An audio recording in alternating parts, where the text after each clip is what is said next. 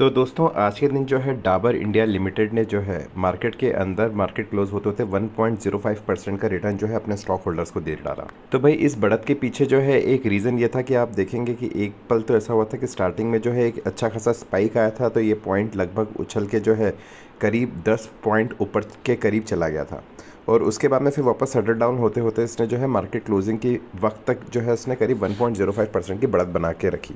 तो भाई इसके पीछे का रीज़न क्या है?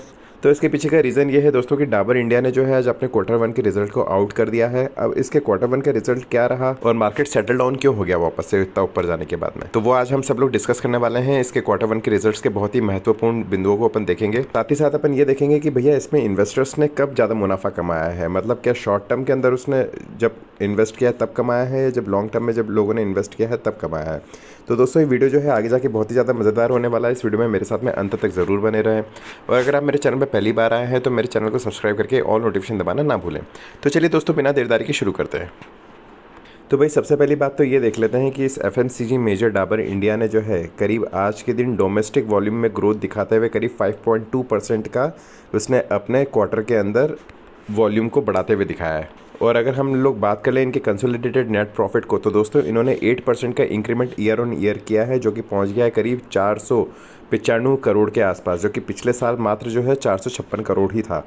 तो ये भी आपको इंक्रीज़ होता हुआ दिखे है।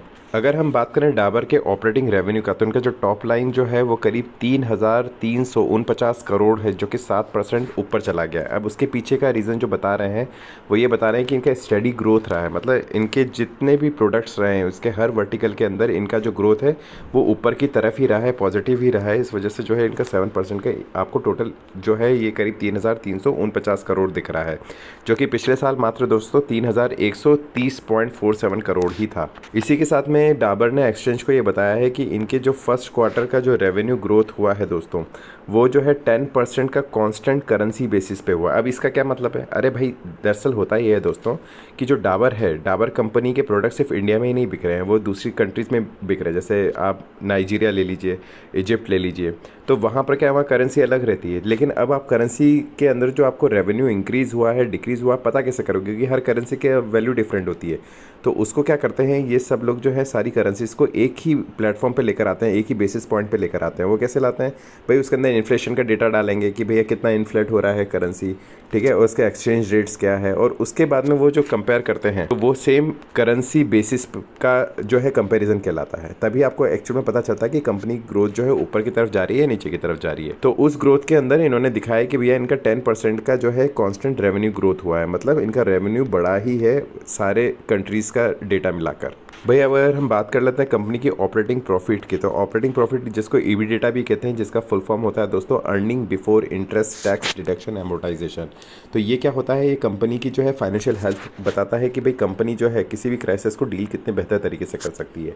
तो उसके अंदर इनको 8.3% का ईयर ऑन ईयर ग्रोथ हुआ है। अगर अपन इनके मार्जिन की बात करें, वही ईबीडेटा मार्जिन, तो एक तो ईबीडेटा जो एक कंसोलिडेटेड फिगर जो कि रुपीज़ के अंदर होता है, और दूसरा होता है कि ईबीडेटा मार्जिन जो कि परसेंटेज में होता है। तो वो जो परसेंटेज वाला ईबीडेटा मार्जिन है वो करीब 30 बेसिस पॉइंट बढ़ा है। तो वो कितना हो गया है, वो 19.6 से होकर ये हो गया है करीब, स्टार्टिंग में पहले 19.3% था, अब हो गया 19.6%। तो ये भी एक स्टेडी ग्रोथ की तरफ जो है एक इशारा है कि भाई डाबर का जो है कंसिस्टेंटली ऊपर की तरफ ग्रोथ हो रही है। ठीक है दोस्तों, अब सबसे जो धमाकेदार इनका परफॉर्मेंस हुआ है वो हुआ है इजिप्ट के बिजनेस के अंदर, जिसके अंदर ग्रोथ हुई है करीब 64% की ग्रोथ हुई है। और अगर नाइजीरिया की बात करें तो नाइजीरिया में करीब 181% की ग्रोथ हुई है। मतलब इनको फॉरेन से जो है दोस्तों अच्छी खासी ग्रोथ इनको मिली है। अगर अपन सब सहाराना अफ्रीका में बात करें तो वहाँ पर करीब 21.4% की ग्रोथ है, और मीना की बात करें तो मीना में करीब 13% की इनको ग्रोथ मिली है। भाई एक ग्रोथ का क्राइटेरिया ये भी होता है कि भाई कंपनी ने जो है अपनी एडवर्टाइजिंग के अंदर कितना स्पेंड किया, क्योंकि दोस्तों जितना ज़्यादा आप एडवर्टाइजिंग में स्पेंड करते हो उतना ही आपका रेवेन्यू बढ़ता है। ठीक है, वो शॉर्ट टर्म में भी हो सकता है और लॉन्ग टर्म में भी हो सकता है। आपकी एक ब्रांडिंग भी एक चीज़ होती है जो कि आपको लॉन्ग टर्म के अंदर प्रॉफिट देती है।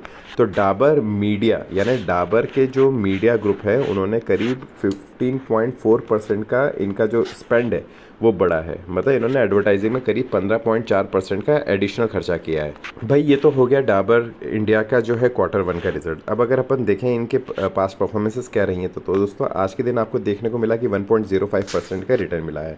अब भाई ये रिटर्न स्पाइक हुआ था, लेकिन उसके बाद में ये कंटिन्यू इसलिए नहीं रह पाया क्योंकि भाई जितना एक्सपेक्टेड था कि जितना धमाकेदार इनकी ग्रोथ होनी चाहिए थी वो एक नॉर्मल ग्रोथ होती हुई ही दिखी है इनको। मतलब इनको जैसे मान लीजिए कि एकदम रेवेन्यू जो है सीधा सीधा 10% के आसपास बढ़ गया हो, इस तरीके की ग्रोथ। तो इस तरह की ग्रोथ नहीं मिली, इस वजह से जो है ये स्पाइक जो है ये वापस से आपको करेक्ट होता हुआ दिखाया और वापस नीचे आके इसने फिर भी जो है 1.05% का रिटर्न अपने स्टॉक होल्डर्स को दिया है। पिछले 5 दिन की अगर बात करें दोस्तों तो 5 दिनों में इन्होंने 2.63% रिटर्न अपने स्टॉक होल्डर्स को दिया है। अगर हम बात करें पिछले 6 महीने की तो 6 महीने में इन्होंने अभी तक 15.87% का रिटर्न अपने स्टॉक होल्डर्स को दे डाला है।